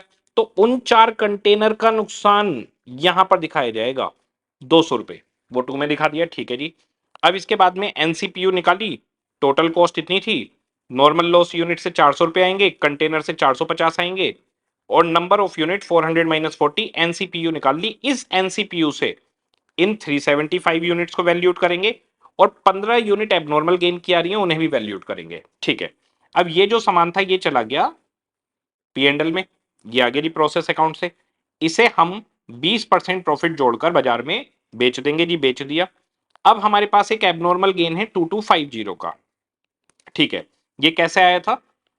15 यूनिट और 150 रुपए का गेन हुआ, लेकिन इस 150 के गेन होने की वजह से जो 15 यूनिट 10 रुपए पे बिकती नॉर्मल लॉस में कबाड़ी वाले को, वो नहीं बिक पाई।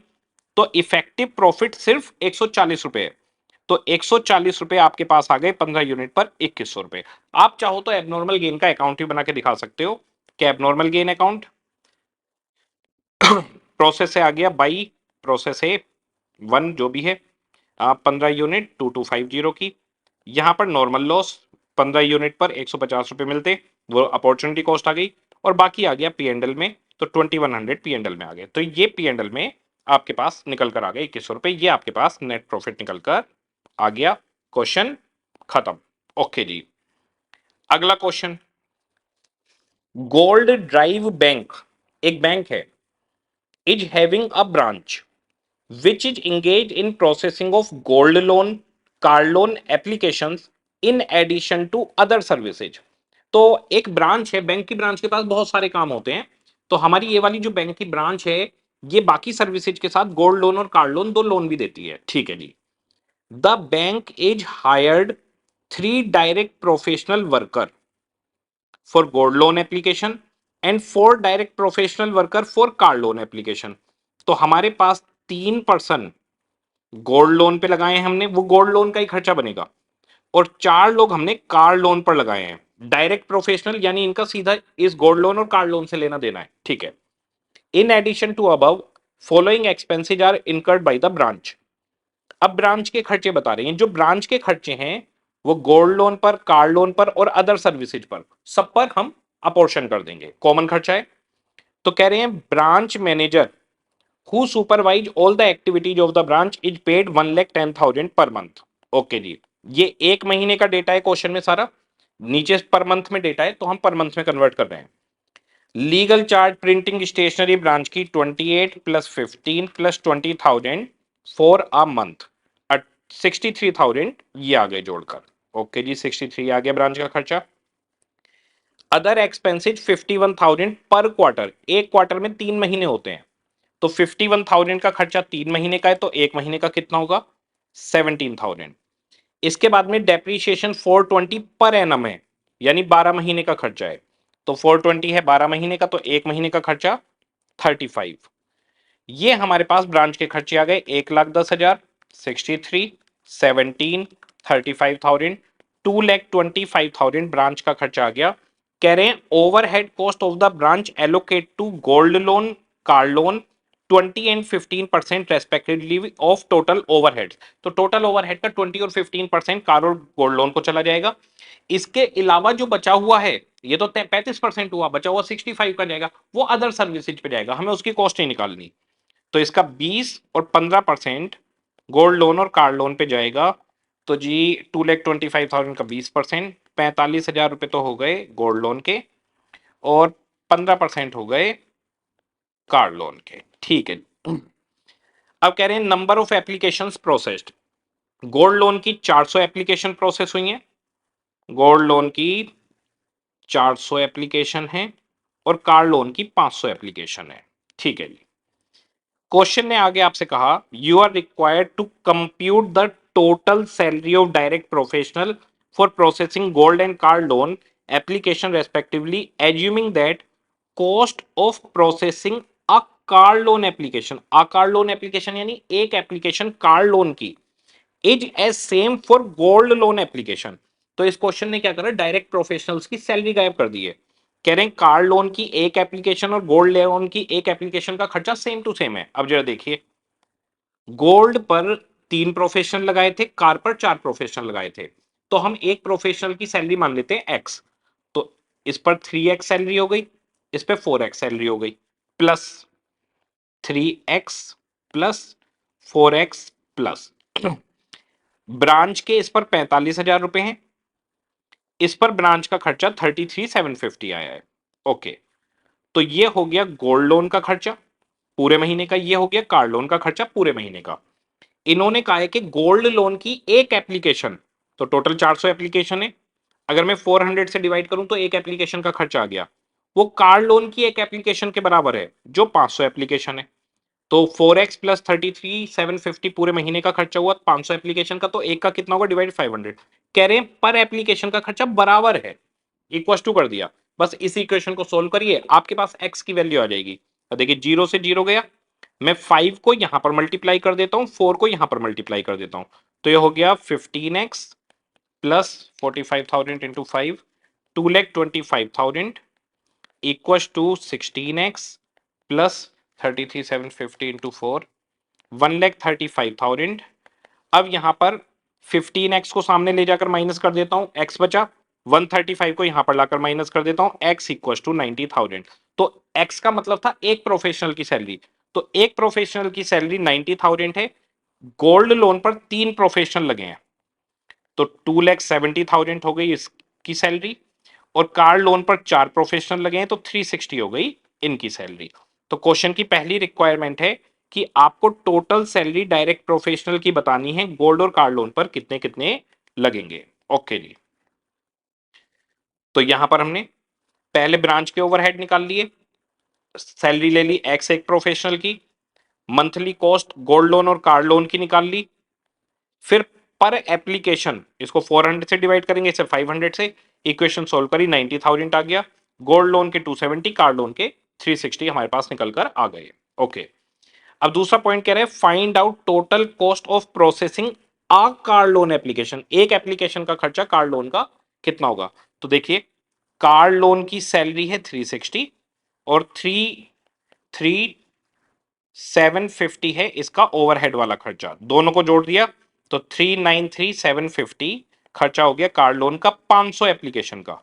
तो एक एप्लीकेशन का कितना होगा 787.5, एक एप्लीकेशन का खर्चा निकल आया 787.5। और मैं आपको बता दूं एक एप्लीकेशन का खर्चा इसका 787.5 है, आप गोल्ड लोन का निकालोगे वो भी सेम आएगा क्योंकि दोनों की एक एप्लीकेशन का खर्चा सेम निकलने वाला है। तो जिसका पूछा उसका हमने बता दिया। ओके, अब अगला खर्चा है हमारे कोचिंग सेंटरों का। Question 3B, wings institute of air hostess training had reserved a spacious training hall for 25,000 on weekly basis with a seating capacity of 320 trainees। तो एयर होस्टेस बनाते हैं ये, 25,000 रुपए का इन्होंने एक ट्रेनिंग जो क्लासरूम है वो लिया है, 25,000 रुपए उसका वीकली किराया जा रहा है, 320 स्टूडेंट इनके पास पढ़ सकते हैं। Institute had designed an intensive training schedule comprising 3 training sessions per day। Rose 3 class चलेंगी, 5 days in a week, एक हफ्ते में 5 दिन क्लास चलेगी, सैटरडे संडे छुट्टी हो गई जी। ये 25 वीक्स का कोर्स है। ठीक है जी, on aviation and hospitality, question last में हमसे पूछ रहा है टोटल कॉस्ट पर बैच बताओ, एक बैच की कॉस्ट कितनी आएगी। तो पहले किराया निकाल लेते हैं। 25,000 एक हफ्ते का किराया है, 25 हफ्ते तक चलेगा ये। तो 25,000 इंटू 25, 6,25,000 रेंट चला जाएगा। Okay. Training delivered by the lead trainer to whom an honorarium 3,600 per training session is paid. एक सेशन के 3,600 मिलते हैं, यानी एक लेक्चर के 3,600 मिलते हैं। अब लेक्चर कितने लगेंगे, एक दिन में 3, एक हफ्ते में 5 दिन तक, 25 वीक तक। तो 3,600, एक दिन में 3 सेशन होंगे तो एक सेशन के 3,600 है। तो 3 के कितने होंगे, ऐसा 5 दिन होगा, ऐसा 25 वीक तक होगा। 3,600 इंटू 3 इंटू 5 इंटू 25, 13,50,000 हो गई है। Okay. In addition she receives travel reimbursement 500 per day. 500 रुपए हर हफ्ते के पर डे के मिलते हैं इनको। तो 500 रुपए पर डे, एक हफ्ते में 5 दिन, 25 हफ्ते तक मिलेंगे। तो 25 इंटू 5 इंटू 500, 62,500 इनको ट्रेवल के मिल गए। इसके बाद में कह रहे हैं रिफ्रेशमेंट कॉस्टिंग 1,200 पर वीक, 1,200 रुपए पर वीक। पूरे बैच के 25 वीक लगेंगे, 30,000 रुपए जी ये भी मिल गए। ओके। कह रहे हैं she also takes 2 lecture per week on safety and customer service. तो जो नॉर्मल रूटीन के लेक्चर हैं वो तो चल ही रहे हैं, डेली के 3 सेशन। उसके अलावा 2 लेक्चर हर हफ्ते और लिए जाते हैं safety and customer service during the weekend, only at 5,000 per lecture. उसके 5,000 रुपए पूरे लेक्चर के लेती हैं ये, inclusive of travelling and reimbursement expensive. इसमें सब कुछ इंक्लूसिव है। तो 2 लेक्चर हर हफ्ते लगते हैं, 5,000 रुपए उसके लेती हैं, 25 वीक तक, 2.5 लाख रुपए ये हो गए जी। ठीक है जी। अब कह रहे हैं इसके आगे lecture ensuring complete coverage of aviation education, पूरी एजुकेशन दे देंगे भाई। ट्रेनी सपोर्ट सर्विस, ट्रेनीज को सपोर्ट करने के लिए जो सर्विसेज है जिसमें यूटिलिटीज है, एसेंशियल है। यूटिलिटीज एसेंशियल क्या आएंगे, जैसे ट्रेनीज को वो दे देंगे कि भाई बेल्ट इस तरीके से लगाइए। आप जब हवाई जहाज में जाते हैं बताते हैं ना, बेल्ट इस तरीके से लगाइए, आपकी जो लाइफ जैकेट है वो सीट के नीचे है, और मास्क ऊपर से निकल के आएगा। तो वो सारी चीजें ये भी अपने पास लाके वहीं पर सिखाते हैं इनको। तो वो यूटिलिटीज एसेंशियल वगैरह जो है वो 2,020 पर वीक का खर्चा है। तो 2,020 पर वीक का खर्चा है, तो 25 हफ्ते, 2,020 इंटू 25, 50,500 जी ये भी लग गए। तो 1,350, 625 है ये, 62,500, 30, 250 एंड 50,500।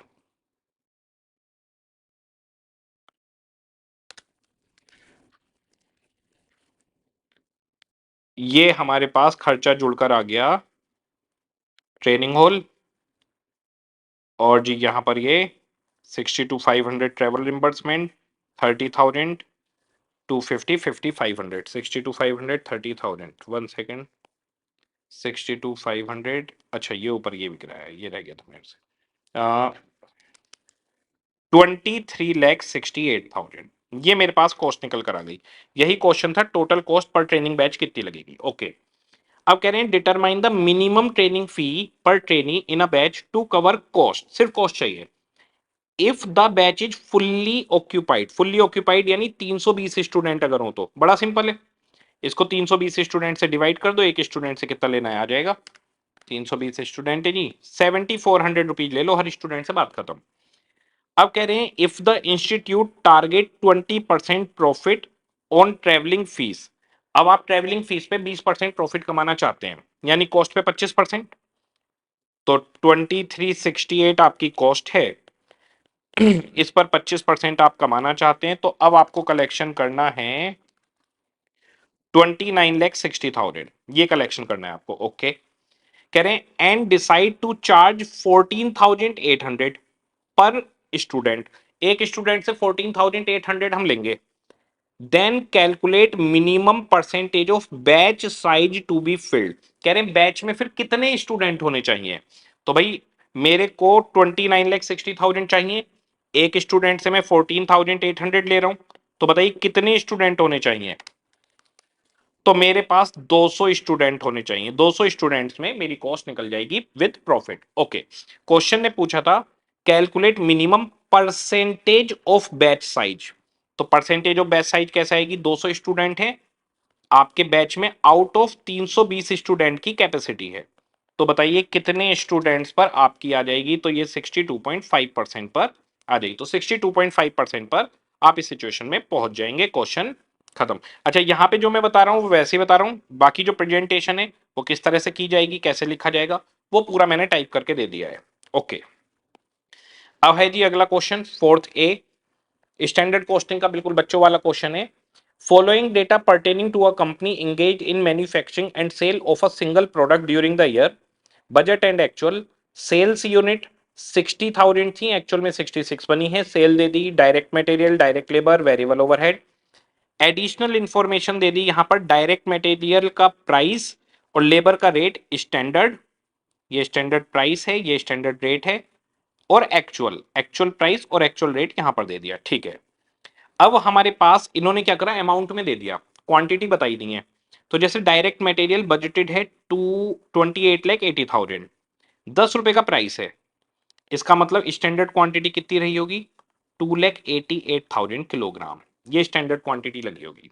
अच्छा, ऐसे ही लेबर के कितने आवर्स लगे होंगे? 10 रुपए का रेट है, तो लेबर के 4,32,000 आवर्स लगे हैं। ओके, ये जो किलोग्राम और आवर्स लगे हैं ये 60,000 यूनिट पर लगे हैं, तो 2,88,000 किलोग्राम मटेरियल लगा 60,000 यूनिट पर, तो एक यूनिट पर कितना लगेगा? 4.8 केजी एक यूनिट पे लगेगा। ऐसे ही 4,32,000 आवर्स लगे हैं 60,000 यूनिट पर, बजटेड है, तो एक यूनिट पर कितना? तो एक यूनिट पर 7.2 आवर्स लगेंगे। तो एक यूनिट पर स्टैंडर्ड मटेरियल की क्वांटिटी कितनी लगेगी? 4.8 केजी एंड 7.2 आवर, ये हमारे पास बजट से निकलकर आ गया। ओके, अब अगर आपको जानना है एक्चुअल क्वांटिटी कितनी लगी, तो देखिए 36,30,000 का मटेरियल लगा है 8 रुपए के रेट से, 3630 डिवाइड बाई 8, इसका मतलब 4,53,750 किलोग्राम मटेरियल लगा है। लेबर जानना चाहते हैं तो 50 टू 80 की लेबर लगी है 12 रुपए के रेट से, तो 50 टू 80 डिवाइड बाई 12, ये लगा है 4,40,000 आवर्स, एक्चुअल आवर्स 4,40,000 हो गए। तो इसमें ये चीजें हमें निकालनी थी, बाकी सारी कैलकुलेशन आ जाएगी। अब जरा देखिए, direct material usage variance, S Q S P minus A Q S P, standard price हमारे पास 10 रुपए गिवन है। ओके, एक्चुअल क्वांटिटी हमारे पास ये निकल कर आ गई 4,53,750 किलोग्राम। अब स्टैंडर्ड क्वांटिटी चाहिए, तो कितनी यूनिट बनाई है? 66,000।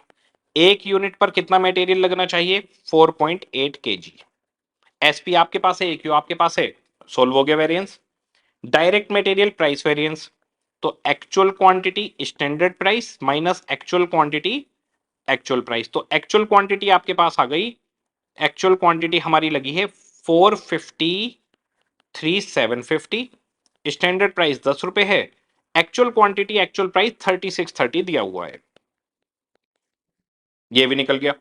इसके बाद डायरेक्ट लेबर एफिशिएंसी, एफिशिएंसी में हमें चाहिए S H S R minus A H S are, तो एक्चुअल आवर्स आपके पास आ चुके हैं 4,40,000, स्टैंडर्ड रेट आपके पास पहले से गिवन है 10 रुपए, ये गिवन है 10 रुपए। अब स्टैंडर्ड आवर्स, तो 66,000 यूनिट बनाई है, 66,000 यूनिट पर एच पर स्टैंडर्ड कितना टाइम लगना चाहिए था? तो एक यूनिट पर 7.2 आवर्स, तो 66,000 इंटू 7.2, वेरियंस निकल गया। फिर labour rate variance, actual hours आपके पास हैं, स्टैंडर्ड रेट और एक्चुअल रेट आपके पास है, निकल गया। फिर variable overhead cost variance, variable overhead cost variance बड़ा सिंपल होता है, ये 72 लाख के ओवरहेड हैं 60,000 यूनिट पर, तो 66 पर कितने होंगे? तो 72,000 प्लस 10%, ये हो गया जी 79,20,000 होंगे, ये हो गए स्टैंडर्ड वेरिएबल ओवरहेड। एक्चुअल कितने लगे हैं? 81.84 लैक्स। तो हमारे पास सारे वेरिएंस निकलकर आ गए। ये देखिए प्रेजेंटेशन कैसे होगी, वेरिएंस का नाम, उसका फॉर्मूला, उसकी पूरी कैलकुलेशन, वर्किंग नोट में हम दिखा देंगे 60,000 यूनिट पर इतना था, तो एक यूनिट के लिए 4.8। अब 66,000 यूनिट के लिए क्वेश्चन करना है तो इतना मटेरियल लगेगा। एक्चुअल क्वांटिटी यहां पर आ गई हमारे पास। फिर सब कुछ लेबर के लिए 60,000 यूनिट पर इतना, तो एक यूनिट पर इतना, 66 पर स्टैंडर्ड इतने लगेंगे और एक्चुअल इतने लगे हैं। वेरिएबल ओवरहेड का रेट निकालना है पर आवर का, तो वैसे निकाल लीजिए, वरना यूनिट के बेसिस पे भी कर सकते थे। ओके। इसके बाद में अगला क्वेश्चन है फोर्थ बी।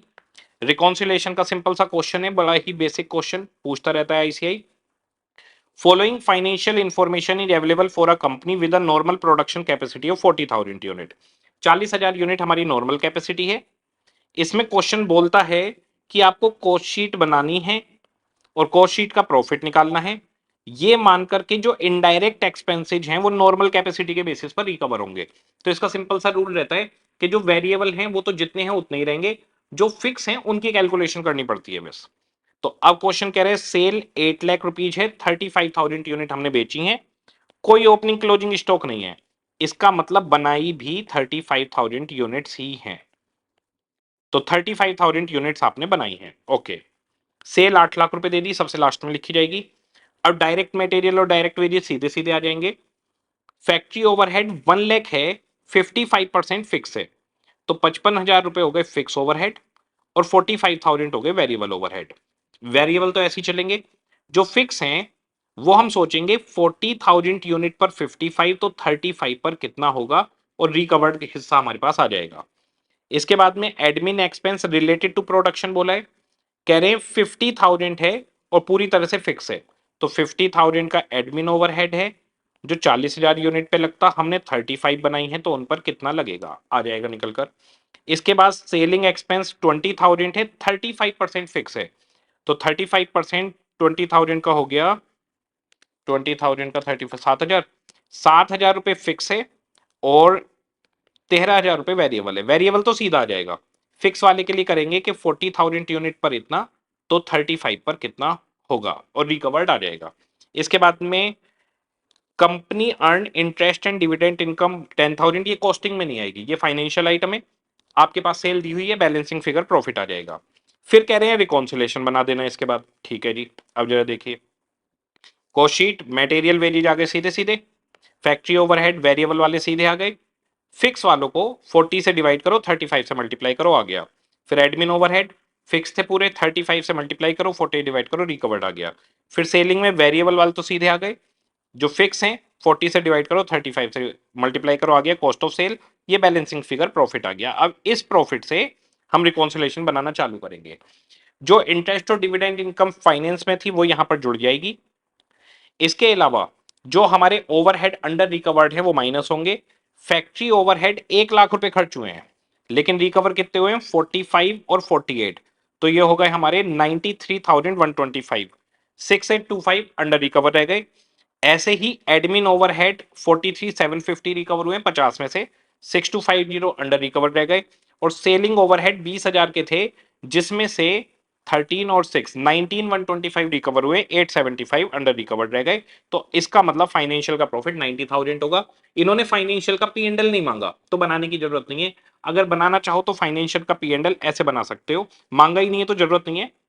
डायरेक्ट मटेरियल लिखो, डायरेक्ट लेबर लिखो, फैक्ट्री ओवरहेड एक्चुअल लिखो, एडमिन ओवरहेड एक्चुअल लिखो, सेलिंग ओवरहेड एक्चुअल लिखो, सेल्स लिखो, और यहां पर इंटरेस्ट इनकम लिख लो और आ जाएगा। मांगा नहीं है तो जरूरत नहीं थी, पर वैसे ही बता रहा हूं मैं। 3.5 लाख का मटेरियल, 2 लाख की लेबर, फैक्ट्री ओवरहेड 1 लाख के, 50,000 के एडमिन, सेलिंग ओवरहेड 20,000 रुपए के, सेल है 8 लाख रुपए की, 10,000 रुपए की इंटरेस्ट इनकम है, 8.1 लाख हो गया इधर का टोटल, 8.1 लाख हो गया इधर का टोटल, और इसमें से माइनस करूं मैं 3.5 प्लस 2 प्लस 1 प्लस 0.7, 7.2 माइनस 8.1, 90,000 का मेरा प्रॉफिट आ गया। तो बनाने के लिए नहीं कहा था तो नहीं बनाया, वरना फाइनेंस का प्रॉफिट 90,000 आ जाता। ओके। इसके बाद में अगला क्वेश्चन है, फिफ्थ है हमारा बेसिक क्वेश्चन है, एमएचआर का क्वेश्चन होता है। तो हमारे पास जनरली जो क्वेश्चन रहता था वो रहता था 8 मशीन होंगी और 6 ऑपरेटर होंगे। एक ऑपरेटर के बिना मशीन नहीं चल सकती, तो 6 मशीन चलेंगी। उसे इन्होंने कर दिया कि 6 मशीन से 4 ऑपरेटर हैं और मशीन बिना ऑपरेटर के चलेगी नहीं, तो इसका मतलब हमारी सिर्फ 4 मशीन एक बार में चलेंगी। ठीक है जी। फिर कह रहे हैं कि ओरिजिनल कॉस्ट सारी मशीनों की 3 लाख रुपए, these particulars are furnished pertaining to a period of 4 month. ये 4 महीने का डेटा इन्होंने दिया है। 4 महीने के डेटा में इन्होंने पावर का खर्चा दे दिया, सुपरविजन दे दिया, लाइटिंग दे दी। पावर चली जाएगी हमारे रनिंग चार्ज में या वेरिएबल में, और सुपरविजन और लाइट चली जाएगी फिक्स में। ठीक है, अभी वापस आऊंगा मैं इस पे। फिर यहां पर 1 साल का खर्चा दे दिया। क्वेश्चन ने आपको कहा है कि 1 साल का जो खर्चा है उसको 4 महीने पे ले आएंगे हम। तो रिपेयर मेंटेनेंस 2% है, डेप्रीशिएशन 15% है, ये दोनों खर्चे 12 और 24 है। तो रिपेयर मेंटेनेंस चली जाएगी वेरिएबल या रनिंग में, और ये तीनों खर्चे चले जाएंगे हमारे फिक्स में। इनको हम 4 महीने पे ले आएंगे, तो ये हो गया 12,000 का 4/12 4,000, ये हो गया 8,000। मशीन है 3 लाख की, उसका 2%, 3 लाख रुपए का 2%, 6,000 रुपए पूरे साल का, तो 4 महीने का कितना, 2,000 रुपए आ जाएगा ये। और डेप्रीशिएशन है 3 लाख रुपए का 15% पूरे साल का, तो 4 महीने का कितना, ये आ गया जी 15,000। ओके, अब इसके बाद में यहां पर ये देते हैं कि 4 महीने के पीरियड की हम आपको कहानी बता रहे हैं। Normal available hours per month, ये फैक्ट्री के होते हैं, फैक्ट्री कितने देर खुलेगी, तो 156 आवर्स के लिए हर महीने फैक्ट्री खुलेगी। तो 156 आवर्स के लिए फैक्ट्री खुलेगी, 4 महीने तक खुलेगी, और 4 ऑपरेटर है, तो टोटल आवर्स आ गए 156 इंटू 4 इंटू 4, 2496 आवर्स जो फैक्ट्री खुलेगी। फिर बता रहे अपसेंट कितने घंटे के लिए हुए, छुट्टी कितने घंटे करी, नॉर्मल आइडल टाइम कितने घंटे हुआ, इनके आगे पर मंथ नहीं है। तो ये 4 महीने का डेटा है एक ऑपरेटर का। तो 4 महीने के लिए अपसेंट हुआ विद पे, पैसे मिलेंगे। एक वर्कर 4 महीने में 9 घंटे के लिए गायब होता है, तो 4 वर्कर हो गए 36 आवर्स के लिए। ठीक है जी। और लीव विद पे, जिसमें पैसे भी मिलेंगे 10 घंटे के लिए, 4 वर्कर हो गए 40। नॉर्मल आइडल टाइम 5 घंटे रहा है एक वर्कर का, तो 4 वर्कर का हो गया 20 घंटे। ओके, अब अगर हमसे पूछा जाए कि मशीन कितनी देर चलेगी, तो 2496 में से ये तीनों माइनस हो जाएंगे, ये हो गए -96, तो मशीन चलेगी 2400 आवर्स। ओके, अब हमसे पूछा जाए वेजिज कितनी देर के लिए मिलेगी, तो आपको वेजिज इस absenteeism की नहीं मिलेगी, लीव वाली विद पे है मिलेगी, जो आइडल टाइम है नॉर्मल उसकी भी वेजेज मिलती है। तो इन दोनों की वेजेज मिलेगी, बस 36 आवर्स की नहीं मिलेगी। तो इसमें से 36 आवर्स अगर मैं माइनस करूं, तो वेजेज आपको मिलेगी 2496 माइनस 36, 2460 आवर्स की। ओके, अब क्वेश्चन कह रहा है average wage rate per worker for 6 hours a day 450 है, 450 रुपए 6 घंटे के हैं, 1 घंटे का रेट आ जाएगा। तो 2460 का कितना होगा, ये वेजेज आ जाएगी, उसमें बोनस आ जाएगा 20%। बाकी सारे खर्चे हमने देख ही लिए। ठीक है जी, अब जो देखे हमारे पास खर्चे ऑपरेटर्स की वेजेज 450 डिवाइड बाई 6 आवर्स की, तो 2460 की कितनी होगी, फिर बोनस आ गया 20%, सुपरविजन लाइट सीधे सीधे आ गए। इसके बाद में जो डेप्रीशिएशन अदर और जनरल है वो 4-4 महीने का हमने निकाल लिया, वो निकल कर आ गया।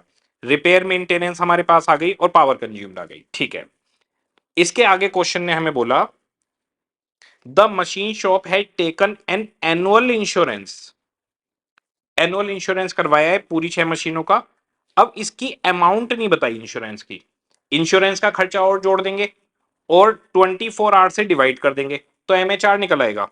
कह रहे हैं एमएचआर हम आपको बता रहे हैं 4 महीने के पीरियड का हमने निकाला है, तो 125 रुपए 1 घंटे का। तो भाई एमएचआर आपने बता दिया कि 125 रुपए 1 घंटे का, इसका मतलब 4 महीने का टोटल खर्चा कितना हुआ, टोटल खर्चा हुआ 3 लाख रुपए। तो इनका टोटल खर्चा 3 लाख रुपए आना चाहिए। इंश्योरेंस का खर्चा हमें पता नहीं है, तो हमने सारा खर्चा जोड़ लिया, जो हमारे पास निकल कर आया 283,900। ये सारा खर्चा हमने जोड़ लिया, मैंने यहां पर लिखा है standing charges excluding insurance premium, insurance premium तो बताया नहीं था। तो सारा खर्चा हमने जोड़ा, 383,900 आया, होना चाहिए 3 लाख। तो जो बैलेंसिंग फिगर है वो इंश्योरेंस प्रीमियम हो गया 16,100। ये कितने टाइम का हुआ, 4 महीने का। तो पूरे साल का कितना होगा, 4 महीने का इतना है, तो पूरे साल का 48,300 होगा। तो इसमें इंश्योरेंस प्रीमियम की एनुअल अमाउंट मांगी थी, अदरवाइज ये हमें इंश्योरेंस प्रीमियम की अमाउंट दे देते और एमएचआर निकलवा लेते, बस इतना सा ही डिफरेंस था। ओके, इसके बाद में अगला क्वेश्चन है हमारे पास फिफ्थ बी, रेशो वाला क्वेश्चन है, जो हमसे बजट के रेशो पूछते हैं अलग अलग। तो इसमें स्टैंडर्ड वर्किंग आवर्स बता दिए 7 घंटे हैं, रोजाना हफ्ते में 5 दिन काम होगा, 7 घंटे डेली, 5 दिन हम काम करेंगे एक वीक में। यहां पर दे दिया 4 वीक से, तो 7 × 5 डेज इंटू 4 वीक, मैक्सिमम हमारे पास 60 एम्प्लॉय काम करेंगे इंटू 60। तो हमारे पास जो मैक्सिमम कैपेसिटी है वो हम 8400 आवर्स काम कर सकते हैं। कैसे? 60 वर्कर 4 वीक तक, 5 दिन, 7 घंटे डेली। अब जो एक्चुअल में एम्प्लॉयज हैं वो 42 हैं, तो 42 एम्प्लॉयज 4 वीक, 7 घंटे, 5 दिन अगर काम करेंगे तो 42 × 4 × 7 × 5, 5880 आवर्स काम कर सकते हैं। ये हो गए हमारे बजटेड आवर्स। तो मैक्सिमम जो काम हो सकता है हमारी फैक्ट्री में वो 8400 आवर्स हो सकता है। बजटेड हमारे यहाँ पे 5880 बनता है क्योंकि 42 एम्प्लॉइज हैं। इसके बाद इन्होंने एक्चुअल कैपेसिटी का यूसेज रेशो और एक्टिविटी रेशो हमें निकाल के दे दी है, ये दोनों रेशो निकले हुए हैं। फिर हमसे पूछा है एक्चुअल आवर्स बताओ, स्टैंडर्ड आवर्स बताओ, स्टैंडर्ड कैपेसिटी यूसेज रेशो और actual usage to budget capacity ratio आपको बताना है। तो हमें एक्चुअल कैपेसिटी और एक्टिविटी रेशो दिया हुआ है, ये हमने यहां पर निकाल लिया 8400 और 5880। एक्चुअल कैपेसिटी रेशो है actual hours work divide by maximum possible hours. Maximum possible hours हमें पता है 8400 है, इसका आंसर है 65%। तो 8400 65 में मल्टीप्लाई होगा तो एक्चुअल आवर्स आ जाएंगे। पहली रिक्वायरमेंट एक्चुअल आवर्स थी जो निकल गया। दूसरा फिर दिया हुआ है activity ratio, S H by B H होता है। तो S H by B H के अंदर बी एच हमारे पास है 5880। 5880 को मैं सामने ले जाकर 125% में मल्टीप्लाई करूंगा तो एस एच निकल जाएंगे। दूसरी रिक्वायरमेंट एस एच थी। इसके बाद दो रेशो पूछे हैं, स्टैंडर्ड कैपेसिटी यूसेज तो budgeted hours divide by maximum possible hours, और actual usage actual hour divide by budgeted hours, ये दोनों रेशो निकल जाएंगे, क्वेश्चन खत्म हो जाएगा। ये रेशो पढ़ के जरूर जाने चाहिए, मैं हमेशा बोलता ही हूं कि लास्ट में एक बार पढ़ के जरूर चले जाना। अब न्यूमेरिकल का लास्ट क्वेश्चन 5C कह रहे हैं, a company can make any one of two product M और एस, दो में से एक ही प्रोडक्ट बना सकते हैं, या तो एम या तो एस। ठीक है जी। It can exercise it options only at the beginning of each year, starting में ही आपको बताना होगा कि क्या बनाओगे। Relevant information about the product of next year given below, you are required to compute the opportunity cost of each product. तो opportunity cost हमेशा क्या होती है, जिस प्रोडक्ट की निकाल रहे हैं अपॉर्चुनिटी कॉस्ट, वो ये सोचते हैं हम दूसरे प्रोडक्ट से क्या कमा सकते थे। तो सेलिंग प्राइस है 75, वेरिएबल कॉस्ट है 45, यानी इसमें कॉन्ट्रीब्यूशन है 30 रुपए। यहां पर 45 और 30 यानी कॉन्ट्रीब्यूशन है 15 रुपए पर यूनिट। ठीक है। अब बताया मार्केट डिमांड और प्रोडक्शन कैपेसिटी। तो देखिए एम की मार्केट में 3000 यूनिट की डिमांड है, बना 4000 यूनिट सकते हैं। तो जब डिमांड ही 3000 है तो 4000 बना के करोगे क्या, बेच तो तब भी नहीं पाओगे। तो यानी 3000 यूनिट बनाई जा सकती हैं इसकी, 30 रुपए देंगी, 90,000 का कॉन्ट्रीब्यूशन आपको मिलेगा। ओके। अब आते हैं एस के ऊपर। तो एस के अंदर 8000 यूनिट है मार्केट डिमांड, प्रोडक्शन सिर्फ 7000 का कर सकते हैं। तो 8000 की डिमांड है लेकिन हम 7000 से ज्यादा बना ही नहीं सकते, तो आप 7000 से ज्यादा बना ही नहीं पाओगे। तो इसकी अपॉर्चुनिटी कॉस्ट आ गई 7000 इंटू 15, ये कमा पाएगा 1,05,000 रुपए का कॉन्ट्रीब्यूशन। ठीक है। फिक्स्ड कॉस्ट का कोई लेना देना नहीं होता, वो दोनों में सेम रहती है। तो अब पूछा जाए कि एम की अपॉर्चुनिटी कॉस्ट कितनी है, तो जो एस कमा सकता है वो अपॉर्चुनिटी कॉस्ट है। तो अगर आपने एम बनाया तो एस को छोड़ा है, तो एम बनाने की अपॉर्चुनिटी कॉस्ट है एस की कमाई 1,05,000। एस की अपॉर्चुनिटी कॉस्ट कितनी है, एस अगर बनाओगे तो अपॉर्चुनिटी कॉस्ट है, एम बना के क्या कमाते, तो एस की अपॉर्चुनिटी कॉस्ट है 90 और इसकी अपॉर्चुनिटी कॉस्ट है 1,05,000 रुपए। तो ये आ गया एम की 1,05,000 और इसकी आ गई 90,000। ओके जी। एम की 1,50,000 है ना, 1,05,000, एम की एक, हाँ बिल्कुल ठीक है। अब इसके बाद में जी अगला, इसके बाद में एक थ्योरी का क्वेश्चन आ जाता है जिसमें हमारे पास ए बी सी ऐसे पार्ट होते हैं और सी में दो ऑप्शन भी होते हैं। क्या है, चलो इसे भी देख लेते हैं एक बार। Classifying the following item of expenses by function and variability. Function का मतलब कॉस्टिंग का जो क्लासिफिकेशन होता है ना कॉस्ट शीट का, वो फंक्शनल वाइज होता है, और वेरिएबल और फिक्स बिहेवियर को बोलते हैं। तो कंज्यूमेबल स्टोर्स फैक्ट्री ओवरहेड में आता है, वेरिएबल होता है। जनरल मैनेजर की सैलरी एडमिन ओवरहेड में आती है, फिक्स होती है। डिलीवरी वैन का खर्चा, डिलीवरी वैन डिस्ट्रीब्यूशन ओवरहेड में आती है और वेरिएबल होता है इसका खर्चा। Compensation fix salary plus commission on sale, तो सेमी वेरिएबल को खुद बताएंगे, बाकी फिक्स या वेरिएबल ही लिखना है। जैसे डिलीवरी वैन का खर्चा बच्चा कह सकता है सर डिलीवरी वैन का डेप्रिसिएशन तो फिक्स होता है, तो डेप्रिसिएशन फिक्स होता है, लेकिन जनरली डिलीवरी वैन के खर्चे पेट्रोल ये बस चीजें वेरिएबल होती हैं, तो जनरल वो बताना होता है इसके अंदर। ऐसे तो कोई भी खर्चा फिक्स वेरिएबल सेमी वेरिएबल किसी में भी डाल सकते हैं, तो सेमी वेरिएबल को खुद दिखाएगा। कि फिक्स सैलरी है प्लस कमीशन है, तो सेमी वेरिएबल हो गया। अब कमीशन है सेल पर, यानी ये सेल्स का एग्जीक्यूटिव है कोई ना कोई, तो सेलिंग ओवरहेड का हिस्सा हो गया, तभी सेल पे कमीशन मिल रहा है इसको। Rent of finished goods of warehouse, warehouse distribution overhead के अंदर आते हैं फिनिश्ड गुड्स के, उसका रेंट फिक्स होगा। तो ये हमारे पास आ गया जी, ये हमने इसमें टेबल में भर दिया और इसके नंबर हमें मिल जाएंगे।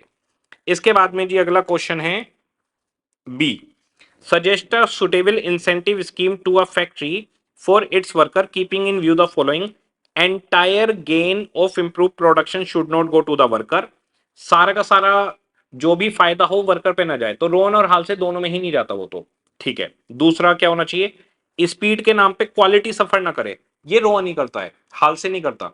रोहन के अंदर क्या होता है, आप जितनी स्पीड बढ़ाओगे आपका बोनस उतना रिड्यूस हो जाएगा, क्योंकि AH/SH आपका कम होता चला जाता है। और तीसरा, रेट सेटिंग डिपार्टमेंट अगर नया नया बना है और उसने रेट गलत सेट कर दिया, तो उसमें कौन काम आएगा, तो रोहन ही काम आएगा, क्योंकि रेट अगर गलत सेट कर दिया तो बोनस बहुत ज्यादा नहीं बनेगा, क्योंकि AH/SH का रेशो गिर जाएगा। तो यहां पे रोहन काम करेगा, लेकिन क्वेश्चन है 5 नंबर का। तो ये स्टडी मॉड्यूल का क्वेश्चन है, क्लास में भी हम लोगों ने करवाया था। इसका आंसर मैंने तो पूरा का पूरा कॉपी कर दिया है जो हमारी बुक में था, लेकिन इतना नहीं लिखना होता, सिर्फ लिखना होता है रोहन स्कीम काम करेगी इसमें, और फिर उसके बाद में आप इलस्ट्रेशन देना चाहो तो दो, नहीं देना चाहो तो मत दो। मैंने इसमें इलस्ट्रेशन भी दी है, बाकी आप सिर्फ ये 3 पॉइंट लिख सकते हैं कि रोहन स्कीम पूरे पैसे नहीं जाने देगा, वेरिएबल शेयरिंग प्लान है, कुछ हिस्सा ओनर को मिलता है, कुछ हिस्सा वर्कर को मिलता है। दूसरा, वर्कर स्पीड बढ़ाकर, बहुत ज्यादा स्पीड बढ़ाकर क्वालिटी पे कॉम्प्रोमाइज नहीं होगा, क्योंकि बहुत ज्यादा स्पीड बनाने पर उसका बोनस का रेशो गिर जाएगा। दूसरा, अगर आपने स्टैंडर्ड अभी आप सेट कर रहे हो और उसमें गलत स्टैंडर्ड सेट हो गए, तो रोहन बेटर है, क्योंकि अगर गलत स्टैंडर्ड हो गया कि स्टैंडर्ड टाइम आपने 10 की जगह पे स्टैंडर्ड टाइम दे दिया 20 घंटे, तो SH 20 है ना, डिनोमिनेटर है, तो वो AH से मैच ही नहीं करेगा और बोनस रिड्यूस हो जाएगा। तो रोहन इन तीनों में काम करता है, सिर्फ इतना लिखना था। इलस्ट्रेशन नहीं मांगे थे, तो इलस्ट्रेशन मैंने एक्स्ट्रा लिखा है इसके अंदर। अगर यहां पर बोलता कि भाई आपको ये बताना है विद इलस्ट्रेशन, तो इलस्ट्रेशन की जरूरत थी, तो सिर्फ नोट डालकर कि भाई रोहन इन तीनों कामों को करता है, दैट्स इट। इसके बाद एक्टिविटी बेस्ड कॉस्टिंग कब काम करती है, तो एक्टिविटी बेस्ड काम करती है अगर ओवरहेड की अमाउंट बहुत ज्यादा हो, तो सही तरीके से डिस्ट्रीब्यूट होने चाहिए, तो ABC ज्यादा बेटर करेगी। प्रोडक्ट बहुत सारे हैं, तो बहुत सारे प्रोडक्ट के अंदर activity based costing activity wise सही एलोकेशन कर देती है खर्चों का।